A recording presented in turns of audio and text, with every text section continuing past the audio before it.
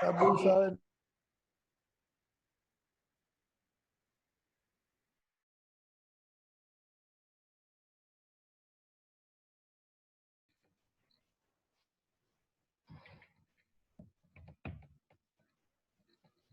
Hola.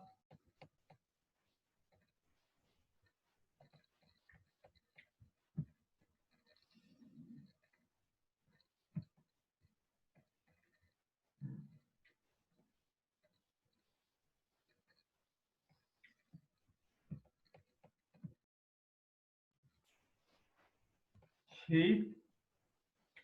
Buenos días. Buenos días, buenos días. Muy buenos días. Buenos días. Saludos desde Mexicali. Saludos. Aló, Mario, buen día.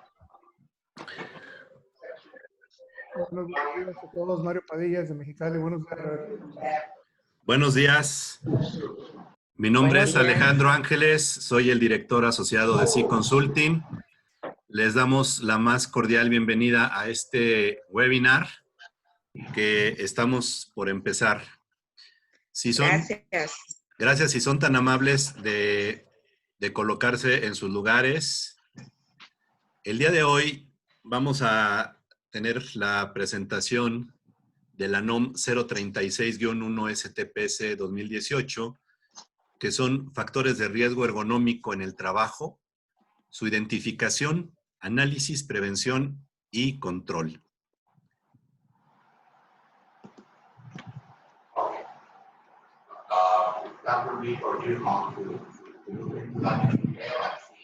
Bien, nuestro expositor es el doctor Rosalío Ávila Chaurant, que cuenta con licenciatura en Psicología, maestría en Diseño Industrial, orientación en Ergonomía de la UNAM, doctorado en Educación Superior por la UDG, es profesional ergonomista certificado de la CENMAC, es director del Centro de Investigaciones de Ergonomía, excoordinador de la Maestría de Ergonomía de la UDG también, es presidente fundador del Consejo Mexicano de Profesionales en Ergonomía, es profesor investigador titular C de tiempo completo de la UDG, jubilado, y es exmiembro del Sistema Nacional de Investigadores SNI, nivel 1, perfil PROMET preferente. Nuestras recomendaciones de seguridad, como todos ustedes saben, los ciberataques se han incrementado en este home office. Casi todas las plataformas están sufriendo de ataques. En caso de que suframos alguno, ustedes por favor no le den importancia. Nuestro expositor sabrá llevarnos a buen puerto. Las recomendaciones que tenemos en este momento para ustedes es que se ubiquen en un lugar cómodo, bien iluminado, ventilado, que se mantengan hidratados, atentos. Si gustan acercarse un vaso con agua, una fruta será excelente. Les pedimos, por la carga que hay en la red, que mantengan su micrófono y su cámara apagados para que no se sature el internet. Ya ven que ahora todos estamos con o la gran mayoría estamos con el home office. Al finalizar la exposición del doctor Rosalío, si alguien gusta tomar la palabra, por favor pídalo mediante el chat. Les pedimos que vayan elaborando sus preguntas para que al final el doctor Rosalío las pueda responder todas. Les recordamos que en el chat es importante para corroborar que hayan hecho acto de presencia, que nos comparta su nombre completo, su país, ciudad, profesión, el email y el número telefónico. Ustedes deciden si esto lo hacen en el chat grupal o nos mandan un mensajito privado en el chat a Así Consulting. Al finalizar nuestra conferencia, los invitamos a que nos compartan sus sugerencias a nuestra dirección de correo o vía Twitter, o si lo gustan hacer también en el chat. Es una información muy valiosa para nosotros, se los vamos a agradecer. Bueno, nuevamente les agradecemos, Sí Consulting, les agradece su presencia, el doctor Rosalío también. Les recordamos que tenemos una serie de webinars durante el mes de junio y julio. Les estaremos dando información al respecto.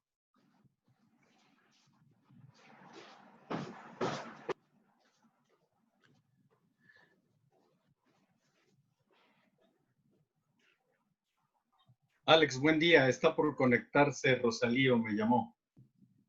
Sí, muy bien. Les pedimos nuevamente que apaguen sus cámaras para que la red no sufra tanta carga y también el micrófono para que tengamos ahí al doctor Rosalío sin esa carga que nos refiere el que estemos todos conectados.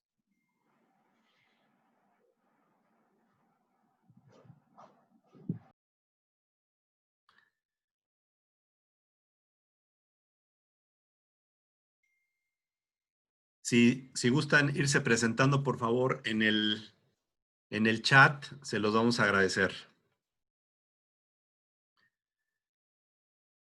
Mientras vamos dando tiempo a que vayan ingresando más participantes, mientras se conecta el doctor Rosalío.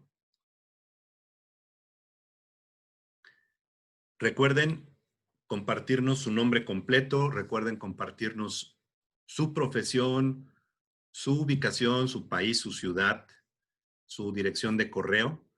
Recuerden que a todos los participantes les estamos haciendo llegar un reconocimiento de participación.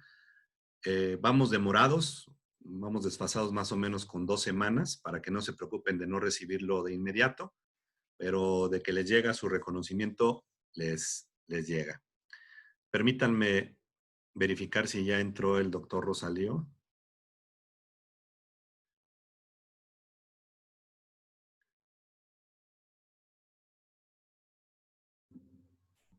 Aún no. Bueno, vamos a dar unos instantes más. Ya está el doctor Rosalío con nosotros. Aquí estamos a sus órdenes. ¿Qué tal, doctor? Buenos días, ¿cómo estás? Bien, gracias. Un poquito de problemas porque no se podía conectar, pero ya está.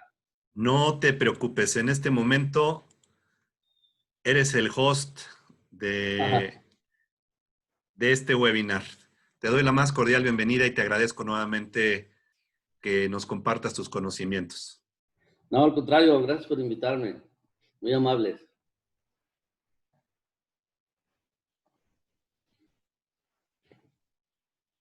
En el momento que tú gustes ya proyectarnos, ya estamos listos. A ver, entonces voy a abrir la presentación.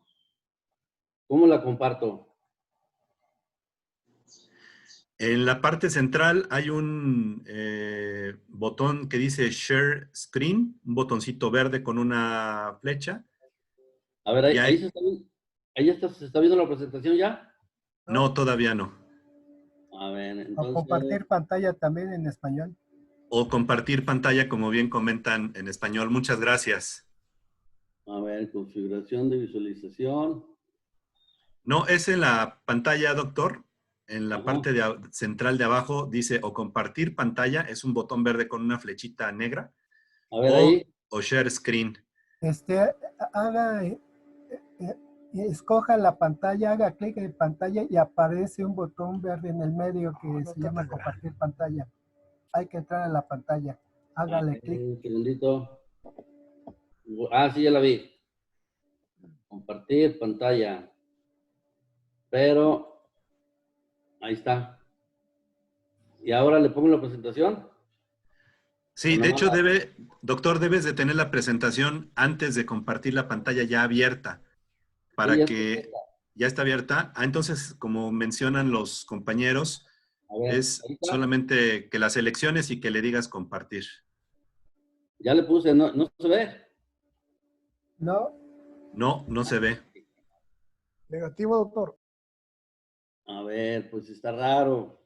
Siempre me da problemas este sistemita.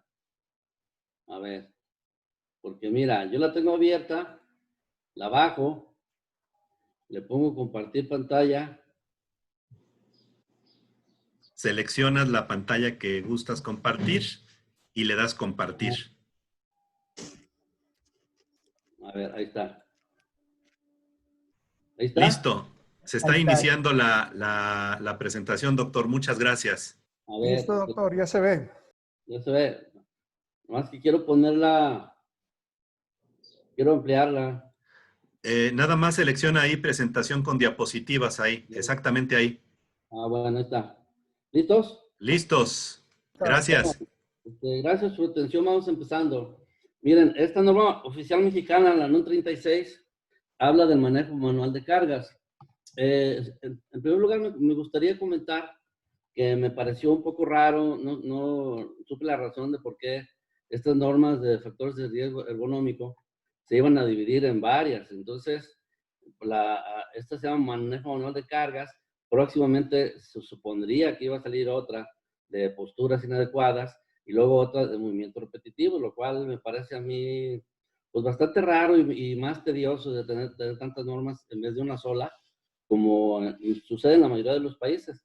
En la mayoría de los países se habla de factores de riesgo ergonómico y se involucran todos. Ahorita vamos a ver por qué. Pero en fin, vamos a empezar esto. ¿Qué es el manejo manual de cargas? Bueno, manejo manual de cargas es todo lo que implique levantar, bajar bultos, cajas, objetos pesados, empujarlos, acarrearlos, sostenerlos, jalarlos, etcétera. Todo eso se conoce como manejo manual de cargas o manejo manual de materiales también, ¿sí? ¿Por qué? ¿Qué problemas tiene esto? Bueno, el manejo manual de materiales o de cargas, si se realiza en condiciones de sobreesfuerzo, malas posturas, movimientos repetitivos y periodos largos, se convierte en un factor de riesgo ergonómico y causa desórdenes traumáticos acumulativos. Entonces aquí ya nos vamos metiendo al tema de la ergonomía y su concepto muy importante que es factor de riesgo ergonómico, de los cuales, pues, ustedes ven, hay bastantes factores de riesgo, posturas estresantes o de esfuerzo, movimiento repetitivo, duración, estrés mecánico, factores ambientales, carga mental, factores organizacionales y culturales. Todos estos factores, cuando están presentes en un puesto de trabajo, pueden causar desórdenes traumáticos acumulativos. ¿Qué son los desórdenes traumáticos acumulativos?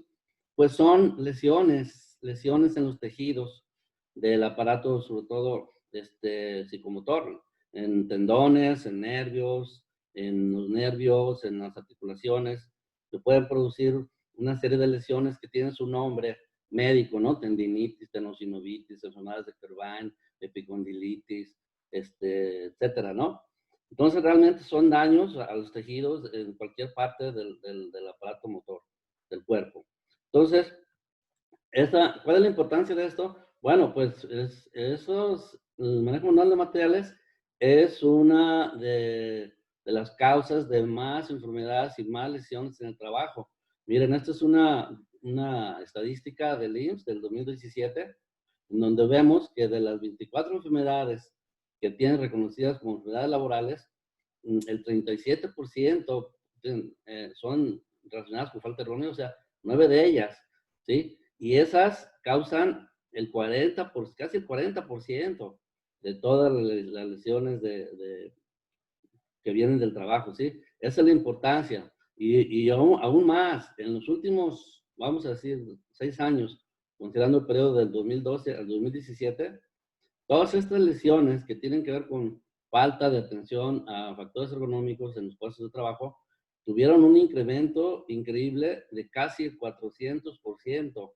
Entonces, de 4.800 lesiones que había en el 2012, pasaron a 14.159 lesiones, que son muy costosas, muy dolorosas y muy difíciles de sanarse, ¿no? Eso es, por eso es la importancia de tener esta norma y de hacer los arreglos necesarios para que se eviten o se eliminen este tipo de factores de riesgo que tienen que ver con el levantamiento, el manejo manual de cargas, ¿ok? Bueno, pero el problema de esto es que este manejo manual de cargas es un factor de riesgo ergonómico. Y aquí también sería bueno que diéramos una repasadita a esto, porque pues también con esta disciplina de la ergonomía no es muy bien conocida todavía a estas alturas en México. Y a mí me parece importante que conozcamos de dónde vienen estos conceptos, cómo se generan, qué significado tienen, etcétera, para tener una mayor comprensión de lo que se está haciendo, porque la norma en realidad, vamos a verla enseguida, está muy sencilla, pero si no se saben los fundamentos, digamos, esenciales de donde procede esto, pues no va a haber una buena aplicación y se van a pasar muchas cosas que pueden salir peor, o sea, puede salir peor el remedio que la enfermedad.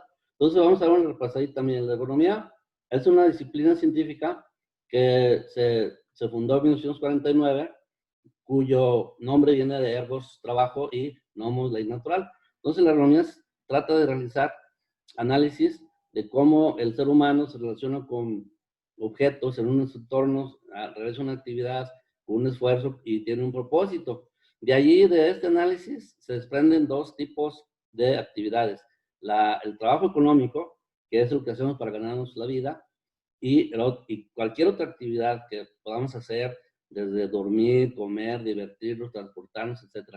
De estos dos elementos, de esos conceptos, se derivan dos tipos de ergonomía, la ergonomía ocupacional y la ergonomía de diseño, que ambas tienen que ver con el objetivo de incrementar la seguridad, la eficiencia, la comodidad y la satisfacción en cualquier actividad humana.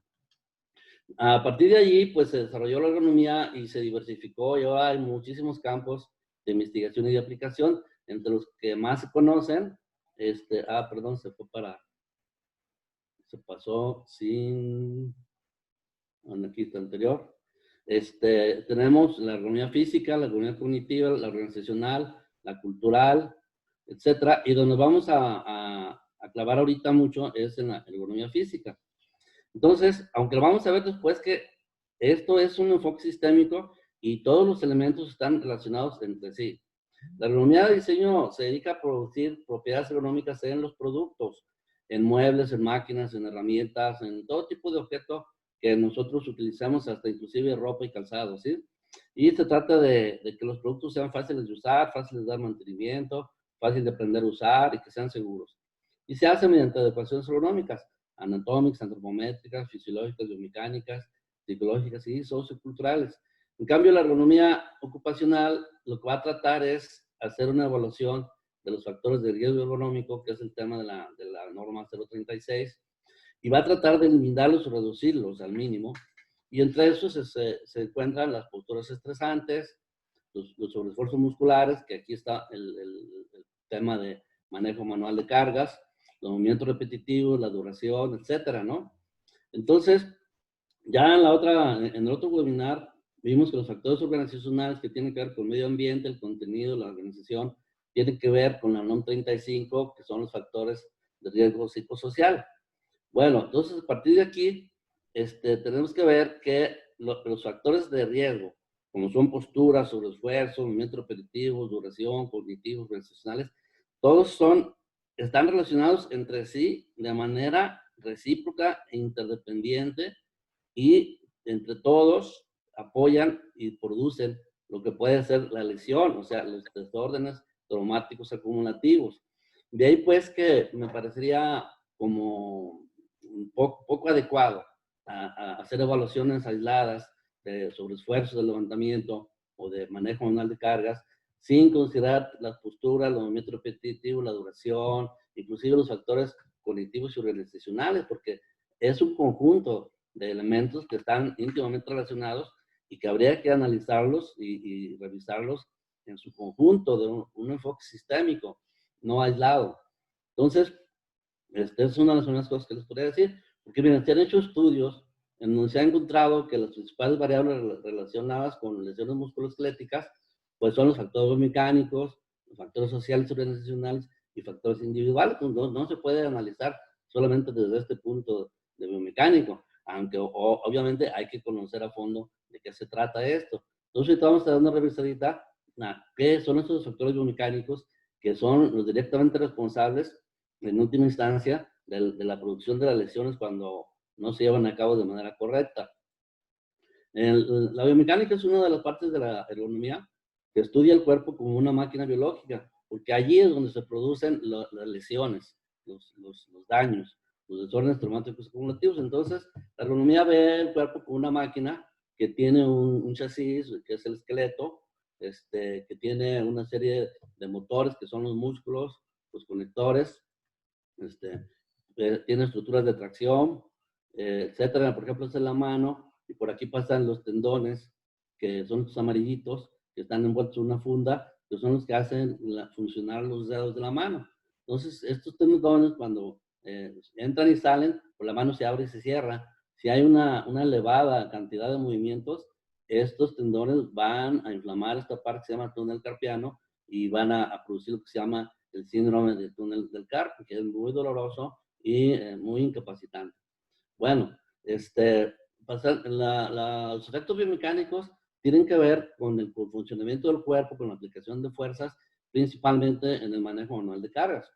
Entonces, los músculos y los huesos tienen una serie de características, tienen una serie de límites, tienen una serie de capacidades que hay que conocer para no sobrepasarlas.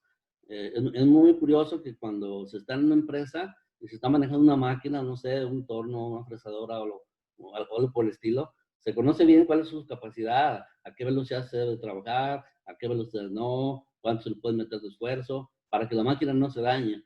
Pero del cuerpo no conocemos al mismo nivel de detalle, que eso es lo que hace falta para poder evitar los daños, ¿no? Bueno, entonces, como les decía, el músculo tiene sus capacidades esqueléticas. Por ejemplo, la fuerza máxima que puede hacer un músculo son de 8.5 kilos por centímetro cuadrado de corte transversal. Entonces, entre más brazo sea el músculo, obviamente más fuerza va a tener. Pero eso en los atletas o los que están, ¿cómo se llama? Muy entrenadas, ¿no? Pero hay que conocerlas. Otro punto que hay que conocer es que los músculos y los huesos trabajan vamos a decir, utilizando una serie de palancas de primero, segundo o tercer nivel, que son las que producen los movimientos y los esfuerzos. Entonces, cuando vamos a decir, se extreman esas limitaciones, se sobrepasan, pues va a haber daños en varias partes de los tejidos, en los tendones, en las articulaciones, en los nervios, en los vasos circulatorios, ¿sí? Ahora, una de las partes donde más repercute el manejo manual de cargas es en la columna vertebral. La columna vertebral es la que nos permite a nosotros estar de pie y mantener las posturas y moverlas a través de las actividades que realizamos. Y allí es donde se produce un efecto de palanca que con un movimiento, un momento de fuerza que incluye el peso de la carga, incluye el peso del mismo tronco, incluye la fuerza que hacen los músculos erectores para sostener la postura, y todo eso nos da un momento de fuerza en la articulación L5, S1, inclusive la L3 y la L4, que con el tiempo va dañando, va debilitando todas esas estructuras de tejidos y produce la lesión. Entonces, cuando alguien hace un movimiento como que está levantando una carga con esa posición, pues toda esa fuerza del peso de su tronco, de los brazos y de la misma carga, va a repercutirle en un momento de fuerza muy alto en la parte de la L5S1. Ha habido investigaciones muy, muy amplias y muy profundas que han hecho en Estados Unidos, sobre todo en el NIOS, donde han llegado a la conclusión de que la L5S1 tiene una capacidad de resistencia de compresión.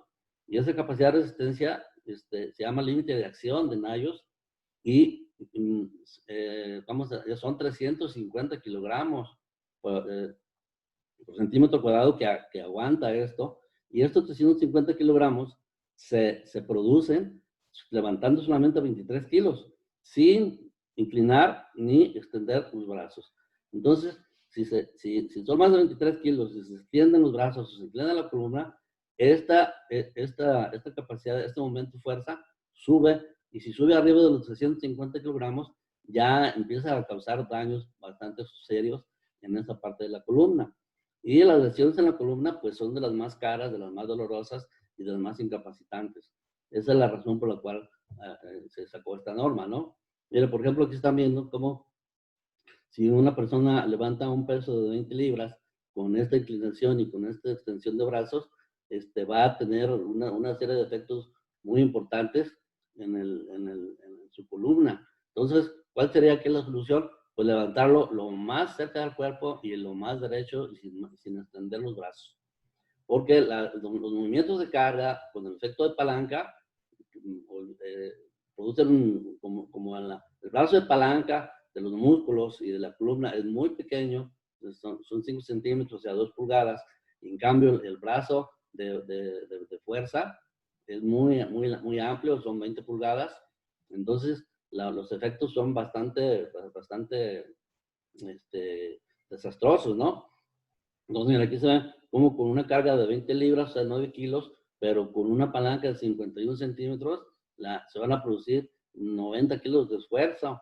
Necesitamos hacer 90 kilos de esfuerzo para sostener 9 kilos y los sostenemos a 51 centímetros de la columna vertebral. Es que las palancas estas son muy ineficientes por el pequeño brazo de fuerza que tenemos. Bueno, entonces, cuando se levanta algún peso, se levanta o se empuja, sobre todo sobre el levantamiento, hay una serie de variables que tienen que ver, como el peso, como la distancia vertical de donde se levante, como la distancia horizontal de la espalda al centro del peso, como la torsión del tronco, como la frecuencia de levantamiento, como qué tan bueno es el agarre del objeto, y todas esas colaboran de manera sistemática para producir o no los momentos de fuerza en la espalda que pueden producir las lesiones o irlos dañando poco a poco. Entonces, de estas fórmulas y de estos estudios que en Estados Unidos duraron cerca de 20 años con expertos de alto nivel, se salieron todos los principios y todos los conceptos que vamos a ver en la norma, pero que hay que entenderlos desde aquí para entender qué estamos haciendo cuando aplicamos los famosos dibujitos de la norma, ¿no? Entonces, si se cambian las variables, obviamente van a cambian las alturas, cambian las distancias, cambian las inclinaciones, obviamente se va a cambiar cuál es el efecto que tiene eso en la espalda. Entonces, hay que estar muy atentos porque eso es lo que nos va a representar o no un riesgo alto o bajo.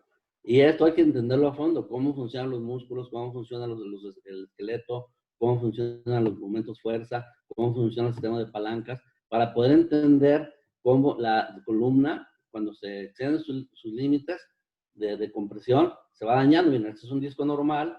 Cuando hay un exceso de levantamientos, un exceso de peso, o malas posturas, o mucho tiempo haciendo el levantamiento, el disco se va degenerando y luego se puede ir saliendo hasta que se rompe, hay una hernia, o se va adelgazando, lo cual puede llegar a provocar fricción directa entre dos vértebras, o se degenera completamente, inclusive el cuerpo óseo de la vértebra se va degenerando, y este tipo de formación de osteofitos y toda esta degeneración de tejidos en esta zona se llama espondiloartrosis lumbar, y es muy dolorosa y es muy incapacitante y ya no tiene casi vuelta, ¿ok?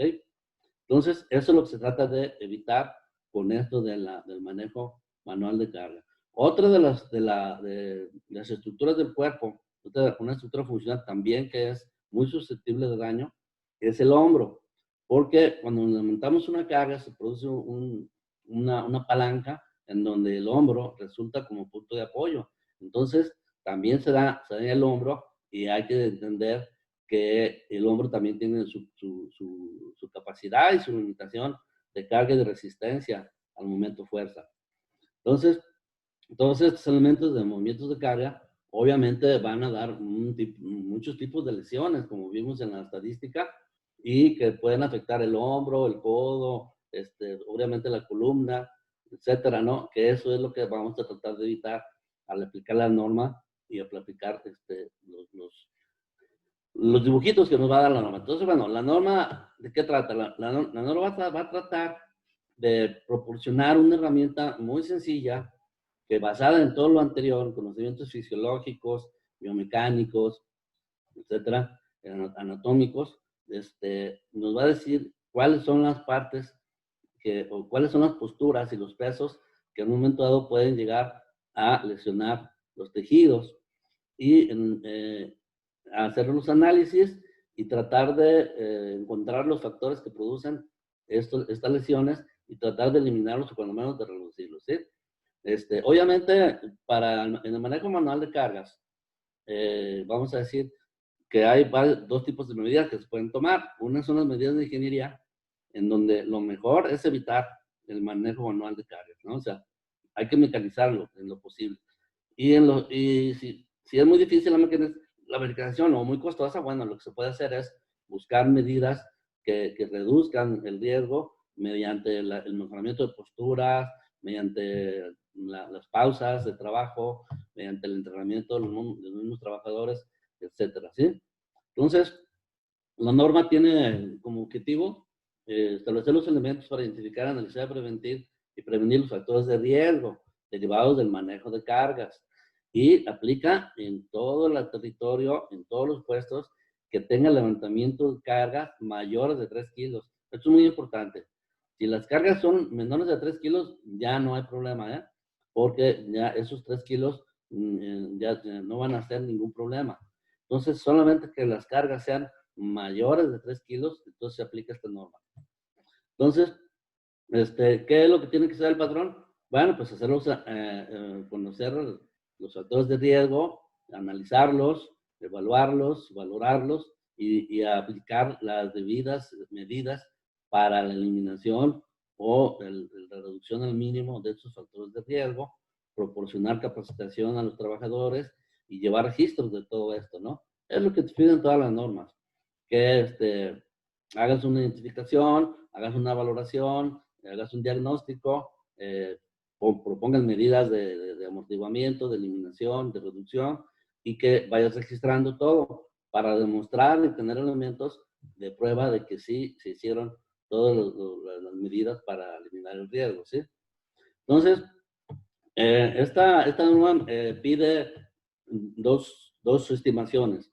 Una es la estimación simple, que es con unos dibujitos que vamos a ver enseguida, y otra es una evaluación específica, que ya es con un método más complejo que normalmente ellos recomiendan la ecuación de levantamiento de Nayos.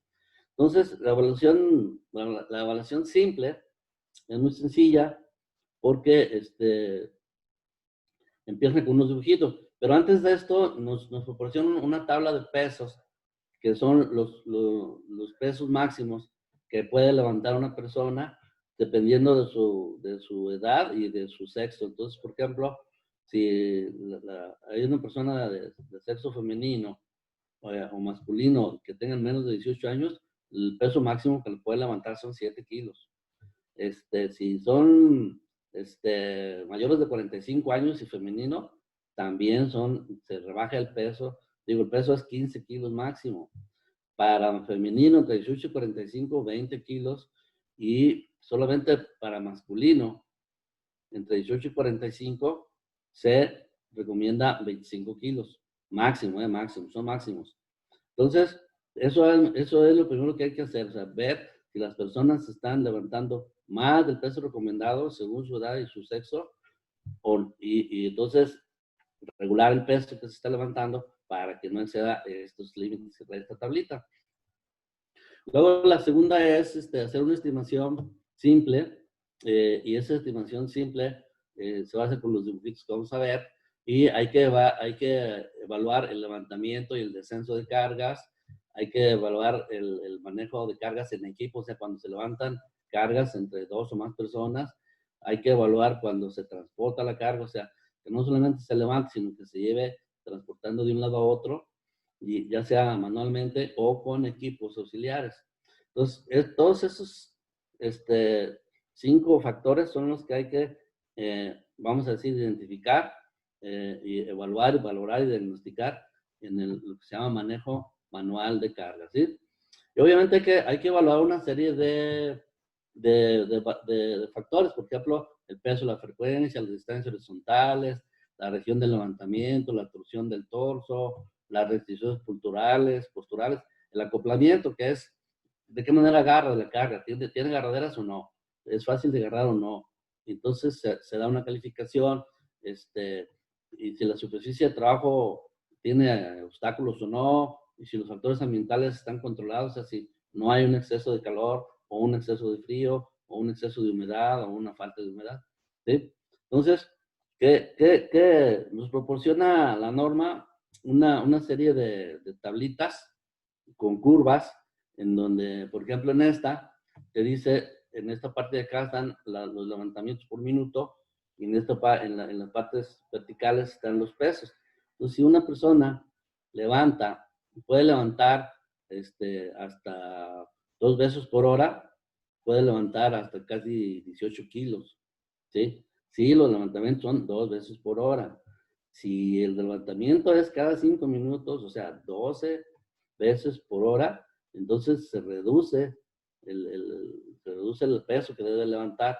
Y entre más levantamientos tenga, ustedes van a ver que esta curva verdecita se va reduciendo hasta, por ejemplo, si tú haces un levantamiento cada 5 minutos, pues el peso máximo que debes de levantar son 10 kilos. Si pasas de aquí, ya te pone en amarillo, y si se pasa todavía más arriba, ya se pone en rojo, y en morado quiere decir que ya es crítico el asunto, ¿sí? Entonces, porque los levantamientos de materiales, de cajas, de productos, etcétera, pues no se hacen 1 o 2 veces al día, se están haciendo de manera continua. Casi todas las empresas, cuando empacan sus productos, pues los ponen en cajas, y esas cajas se tienen que estivar, y al momento del estivamiento, pues la frecuencia de poner las cajas en la estiva, pues va desde 14 hasta 5 segundos, y eso implica que la carga debe de bajar. Entonces, eso es lo primero que se hace. Lo segundo que se hace es calificar la postura en la que se hace el levantamiento. Si el levantamiento se hace con el cuerpo recto, el torso recto, y los brazos sin extender, se califican verde, o sea, no hay riesgo. Si está dentro de los límites de peso también, y de frecuencia. Luego, si hay un poquito de extensión de los brazos, ya, o también inclinación y extensión, la inclinación del tronco y extensión del brazo, ya se califica como naranja, que ya implica un poco de riesgo. Y si aparte hay más peso, más inclinación y más extensión, pues ya tenemos un nivel rojo, que quiere decir que ya es bastante riesgo que se está llevando a cabo. Doctor Rosalío, disculpa Ajá. que te interrumpa, nos resta solamente 1 minuto de tiempo. Ay, carajo. Bueno, entonces, esto es más o menos lo que se hace, ¿no? Ya después igual está para todos los demás.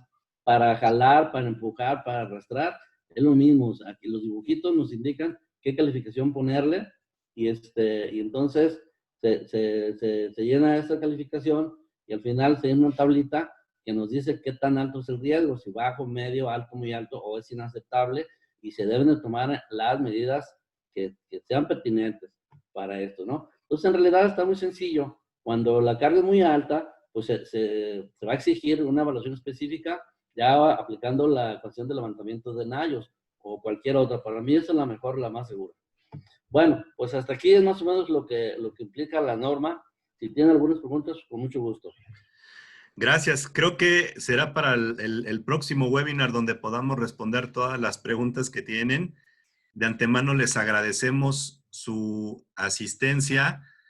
Y doctor, bueno, trabajaremos el próximo webinar para las preguntas y el próximo tema, ¿te parece? Me parece bien. ¿Algún otro punto para despedirnos, doctor? No, mira, los únicos puntos que yo siempre he insistido es que tanto en esta norma como en la otra hay que ir más allá de lo que la misma norma plantea, porque la norma es una herramienta